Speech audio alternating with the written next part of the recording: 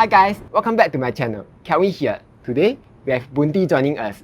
Boon Tee is also another YouTuber who talks about finance. Welcome to the channel, Boon Tee. Thanks, Kelvin. How's the portfolio doing in 2022? I think for my portfolio this year, in simple terms, is bad. So you see S&P 500 dropped by 13%, right. Then QQQ also dropped by 20+%. My portfolio actually looks quite similar to QQQ, so in terms of returns, also quite similar. In short, it's just a bad year. It's just a bad year. But if you factor in from 2020 all the way till now, is it still up? Still positive, because the run up from in 2020 and 2021 is quite a huge run up, right? So still positive, but if the market continue to drop, then maybe it's into negative territory. Bite the dip. We have been seeing two narratives online, right? Yes. One is by Mr. Lu and Adam Khoo, where they believe that the market bottom, we have already seen it, and possibly it will not go any lower. And on the other hand, we are seeing like Michael Burry, Chicken Genius, who are like, sell everything. Possibly have sold some of their stuff. So which camp are you on? Are you on the bear camp or bull camp? Wow, this one very hard to choose there. But I think for me, I will be somewhere in between. But there's a lot to unpack here, right? So if we look at their arguments, for those who haven't followed like Mr. Lu and also Chicken Genius, you can watch their videos. But just to quickly summarize what they have been telling us in the past videos that they shared, right? For Mr. Lu, he's basically looking at the inflation, and his thesis is basically inflation is coming down because he's tracking all these commodity prices, and they already peaked around, let's say, June or July, and then slowly going down, right? So because the current market drawdown is because of this inflation fear and the rate hike fear, right? If we can see that the inflation is cooling down, then there will be, in the future, in the near future, Federal Reserve might have to pivot and then don't have to don't have to increase interest rate so much. So the market will rally, right? So basically he's like, okay, this is almost the bottom already. Let's buy now, right? So I think there's some truth in that argument. I trust his analysis on that end now. Me too. And then let's jump to Chicken Genius. Right. So what he's telling us is that now is in terms of the monetary policy of Federal Reserve, right? We are at the tightening phase, meaning that the Federal Reserve sees that inflation is very high. It's like 8-point-something%, right? So they can't just like hike, let's say, like a couple of times, and then basically interest rate is still at 2-point-something% or 3%. Yeah, and the inflation will just come down so easily, right? He don't think so. He thinks that Federal Reserve will continue to hike until like even higher, 4 or 5%, and that will actually crash the market, because when the Federal Reserve hike the rate, it is tightening the liquidity, less money floating around, and then when there's less money in everyone's pocket, what happens is that market will continue to crash. So I would say that I agree on his assessment on the monetary tightening, because we can look at the past, look at the history. During monetary tightening, usually stock market don't do that well. But I'm not that extreme, meaning that I don't think that market will going to crash 30-50%. That's not my assumptions now. Right. So you are in between, but you are also a bit bearish right now. Yes. Right. Tilted on the bearish side, keep some cash. And also, before we entered this year, right, actually my portfolio, I think I have some margin loan, meaning that borrow from the brokers. It's not high, it's very low margins. But starting from this year, when we see that interest rate is already increased, right, I've paid down my margin, and basically I keep a little bit of cash there. One of the reasons is also because the interest rate is higher. Basically, all the margin we have to pay the cost, right? So yeah, it's 3% plus. 3% already. Yeah. So I think it's not wise to leverage now. I think like for Chicken Genius, the day I did a research about QT, quantitative tightening. So they found that like the Fed is going to tighten by another $1.5 billion by the end of next year. Yeah, means they shrink their balance sheet by $1.5 billion. Trillion. So in 2018, the Fed tightened only by, I think, 60 billion. The market crashed by 20% when it tightened by 60 billion. But this time it will be 3 times, according to Chicken Genius' previous tightening. Yeah, so that's why he's so bearish. But I think we'll just have to see what happens. Yes. Because I think like you can't just use the past data to predict the market, what's going to do, right? Yep.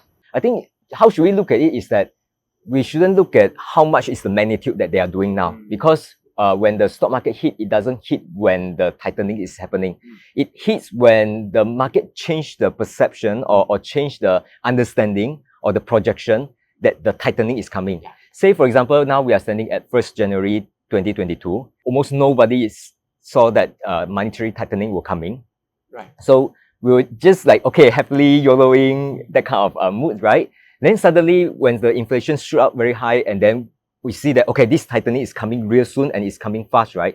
When this reality sets in, that's when the stock market will just crash, right? So now what happened is that we kind of know like how much the monetary tightening is going to be in terms of how much rate hike, and then in terms of the balance sheet pare down, right? So we kind of already know that. So if the reality progress according to what everyone expected, right, then the stock market shouldn't drop so much. It's already priced in, right? But let's say if you think that the balance sheet drop is not enough, they need to like cut their balance sheet even more to cool down the inflation, or the rate hike need to go to 6, 7, 8%. And that's a thesis to say, okay, markets will continue to drop a lot more. Yeah. Quick pause. Let me quickly share about the sponsor of this video, Moomoo SG. The one feature that I like about Moomoo SG is a free level 2 market data. With it, you will be able to see buy and sell orders. This is super useful because it shows you the market sentiment throughout the day, like whether there are more buyers or sellers now, or where are the support and resistance levels. With this info, I'll be able to make a better decision on where to place my buy and sell trades. This data is available for free to all Moomoo SG users. On top of that, if you sign up now and deposit 2,700 SGD or more, you will be able to receive a free stock worth up to 1 Amazon stock and receive a $40 cashback coupon. So if you have not signed up yet, you can sign up using my link down below. With that being said, let's get back to the video. Since you are bearish, right, why not just sell your portfolio? I think it's very hard to time the timing because you actually don't know when the Fed will say, okay, we are done. Now we are going to keep our interest rate. We are not going to tightening anymore. So it will come sometime in the future. It could be like, let's say in 3 months time, 6 months time, or it could be like they have to tightening all the way till next year, right? We don't know the timing. But once they pivot, stock market will react quite fast, right? So if you are holding cash and suddenly they just pivot and then inflation just come down quicker than we expected, right? Then the stock market will just rally and you will just miss the rally. So my approach is more like, okay, don't time all this, it's too hard. Why not just stay invested for the long term and just keep that, treat your stock portfolio as the ownership, business ownership into all these good businesses, right? Then you just keep that and then keep for like 5 years, 10 years, 15 years ahead. Are you doing anything else other than just holding and doing nothing? I still invested in the sense of like every month I will still buy a little bit DCA basically, just buy. But in terms of the pace, it's like cool down a bit compared to last year. What about selling options? Selling option, I would say not much. That's not my core of my strategy. Okay. Because I'm still selling options. People tell me that I think you have lost money. That I've not. I've earned more because the market is so volatile now, right? Then I'm more sure of the general direction. So selling options is, I don't know, a bit easier compared to last time. I don't know. You should share your returns to the viewers just to make sure that they understand how much return you have. Soon lah. Recently, I got asked this question lah. So among the top tech companies in the S&P 500, Apple, Microsoft, Amazon, Tesla, Google, Facebook, if you can choose only one, which you think will perform the best in the next 10 years? Yeah, I would just change the question a little bit because it's very hard for me to choose the number one. But I would say that for the companies that you just highlighted, right, maybe with the exception of Facebook, right, the rest, right, I think they will do very well. Let's say if you just look in forward 5 to 10 years. Why I say so, right, is because if you look at these businesses, right, there's almost no competition at all. If you look at Apple, you look at Microsoft, they are like the operating system, right? The operating system of your phones, operating system of the PC and so on. Other businesses actually build on top of them. So regardless of whether we have monetary tightening, recession, or anything happens, right, people will still continue to use their phone, their PC. So the business is really solid. And in terms of their innovations, the stuff that they are working on to grow their business, they are still have a good traction there. So for business like Amazon, I think they are still growing very fast. If you look at e-commerce penetration in US, right, it's still very low. They are not as high as, let's say, China, where like almost everyone is using Alibaba, Taobao, right? So penetration is very low. There's still huge room of growth there.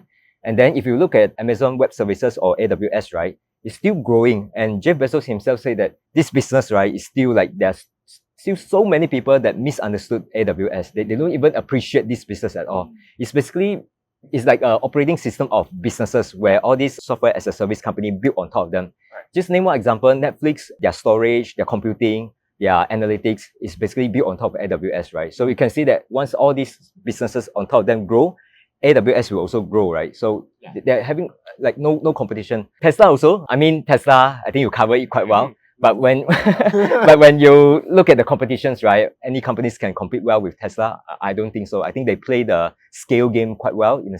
For example, the gigapress that they're having. These are, I won't say it is like a super good technology, but it is just a technology that is built for scale. Meaning that other car companies, they can't invest so much in the fixed cost. It can't pay off well if they can't have the volumes that Tesla have, right? So I think they will grow well there. I mean, the trajectory will be like, like a couple of millions, even up to 10 millions or more cars annually. They are able to produce. Google also no competitions. What else are you going to use when you want to search something? Are you going to use Bing or not, right? So, I mean, their search, their YouTube is still very dominant. Their market share of all these core businesses is like 80-90%, right? So I think these are solid businesses that has no competitions. They will do well. Okay. Yeah, full stop. Facebook, I will have some doubt there. I think it depends on their execution on the metaverse and their ads business. I think they have some competition on with TikTok and so on, right? So I think still have to watch now. So if you can only choose one, I'll choose Amazon actually, just because of the growth and their culture. Everything is really very in line with what I have in mind now. Actually, I also had the same answer. I chose Amazon is because of two reasons. Everything is going to cloud computing. Yes. Which benefits Amazon the most. And even when times are bad, right, the companies still have to operate. Yes. So like people will buy less Tesla, people will buy less Apple iPhones. Yep. But Amazon, the business will still be there. Yes. Then the second thing is AI. When you talk about AI, they have to train AIs, they need a server. So the server go where? The server is in AWS. Yes. So that's why I think Amazon will benefit the most out of everything. But I think in terms of growth, probably it's Tesla. I don't know. For now. For now. Yeah. How many percent of your portfolio in Amazon? Not a lot. I think now less than 5. I intend to increase it soon. Okay. For the next question, there are quite a few videos that say that you can retire with Tesla stock by 2030. Like most recently, Darren made a video about retiring with 300 Tesla stocks. Yes. Pre-split. Post-split is about 900 lah. So do you think it's actually possible to retire by 2030? So for those who haven't watched Darren's video, maybe I'll link it down below. We'll put the link down below. So I think for Darren's video, I think that one is a good starting point for people who are trying to understand Tesla as a business, right? Because I know that for Tesla, there's a lot of hype with regards to the stock, with regards to the stock price when it like just moon 10x in the past 2 years, right? I know that there are a number of people who thought that this is just a hype stocks and then there's not enough business behind it to back up such a high stock price, right? If you look at Darren's video, you understand that how he break down the valuations of the companies, right? So he's saying that, okay, you need an amount to retire, let's say 2 millions, and basically you just project how much is Tesla price 8 years in the future, and you just discount back and see how many shares that you need, right? So if we just look at the valuation part, right, I think that's very helpful. What drives the values of the business is basically how many cars they will sell, because the cars will translate to revenue, and then what's the margin, right? And if you look at their margins also is quite healthy, which is very impressive if you just understand it. So I just want to address that. Yes, the valuation, if you look at the PE, maybe it looks quite high now, but then if you understand their growth, you understand their demand, and if you understand their margin is tend to improve in the future, right? Actually, the valuation isn't that crazy. So I'll give some credit to Darren's on like breaking it down and put it very simple terms, right? Like this is how we should view. And when we observe this company forward, we should look at all these executions, right? How many cars they sell, instead of just every day talk about the price and so on. So, but come back to your question on can people actually retire on Tesla shares, right? Yeah. I would say as long as they execute according to what we assume, right? Say they are producing 10 to 15 million cars a year in 2030s, right? And they are able to have that kind of margin, for sure we can retire, right? That will be a couple $millions of portfolio, right? Yeah. Definitely. But I think from investing perspective, it's not just about like what is your expectation, right? You should also look at what if things doesn't turn out well, for example, right? So if they fail in terms of their executions, they are still, let's say, coming up with only 2 to 3 million car a year in 2030s, right? Something bad happening, or the competition suddenly just hit up so much that they are not able to sustain the growth, right? So these are the concerns that as an investor, you should pay attention to. That's why I would say that for myself, I don't like all in into Tesla. I will still have other portfolio just to balance out, just in case, right? Because if you invest in single company, basically you are just bet everything in one, and if it fails, then meaning that you won't have a retirement, right? We don't want to fall into such a situation. That's why I think some diversification will be helpful there. Don't have to be like 500 companies, right? As long as you have like at least 3 or 4 companies, I think that will reduce the concentration risk by quite a fair bit now. But if you talk about like concentration, right, they are more pro YouTubers like Chicken Genius, solving the money problem guy, Dave Lee. They are quite heavy into Tesla, right? So if they are so confident in Tesla stock and they've done all the research, wouldn't that make Tesla stocks more safe to invest? Because they are already so concentrated because they believe in it, because they have done the research. Yep. So why not just follow their research and be done with it? Yeah. So I think we build our convictions via research, right? Yeah. Everything we know today that you can do research on, you can understand the situation now. But there are things that, for example, you just invested for like years ahead, right? You don't know if something could happen in year 2, year 5, year 7 that is totally outside of your control, and you can't see it based on the information that we have today, right? You must always account for stuff that you don't know. So the don't know part, that's why we might want to say, okay, it's not recommended to like just all in, because things can always happen that is outside of our control. But my point is, they already factor this risk into their calculation. So they're already so heavy into it, much more heavier than all of us combined. So if they are not that worried, should we actually be worried about this? Because I think, I believe that we should all make assessment from our perspective, right? So if you think that others having conviction and you borrow their convictions, right? And when things turn south, you actually don't know how to react, right? So I think this is something to be mindful. And also, different people have different appetite. When it comes to concentration, also different appetite. So if you have single concentration into single companies, huge concentration, and you can't sleep well, right? And I actually have friends that when there's bad news coming out related to Tesla, and because of the concentration, the person can't sleep well, right? So I think that one will have an impact on your health as well. Really? So everyone will have a line. So you should always keep your exposure below that line so that you can still sleep well, can live your life as a healthy person. So. Okay. Thanks for the advice. I will cut down. But I think you can sleep well, right? I'm reducing my concentration because I'm aware of all these black swan things that can happen. Yeah. Like, we can't predict what Elon Musk might do to piss off the China government, right? Yes. Because of all this, I can't sleep well at night. So that's why I'm reducing my percentage in Tesla. That's all for this interview. Thanks, Boon Tee, for joining us. If you have not checked out his channel, do check it out. Yep. I think he will be continue releasing more videos now. I'm going to interview Kelvin next, and then we'll put on my channel. Yep. Okay. See you. See you. Bye. Bye.